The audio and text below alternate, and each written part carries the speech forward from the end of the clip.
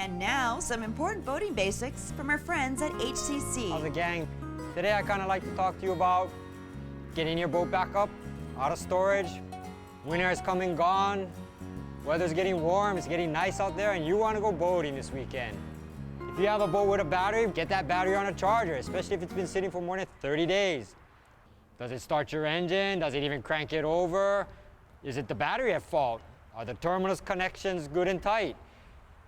This is a classic example of someone that's been using wig nuts, locked it down, it vibrated loose, that vibration created an arc, and it started to melt the terminal. It will get bad enough. I've seen these things completely melt and fall off.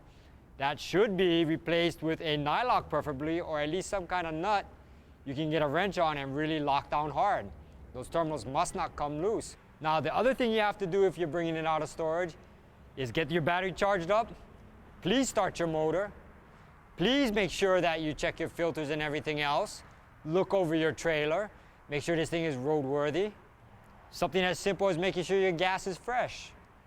If you have ethanol fuel that you were using last season and it's been sitting around for more than 60 or 90 days, it may be subject to be replaced before you run it. Make sure your fuel fittings aren't leaking. Pump up the ball, make sure everything feels normal. Plug it in, check your fuel filters. Make sure the fuel filter is clean and in good condition. Any kind of fuel leak needs to be squared away before you even get to the ocean. Get the cover off the engine. Pump the ball, make sure you don't have a fuel leak under the cover. Start your engine. Make sure it runs before you get to the ramp. Check your lights. Check your bilges. Check all your electronic stuff. These are all things you haven't used for probably before winter came. And you want to make sure that you're not sitting at the ramp messing around early Saturday morning.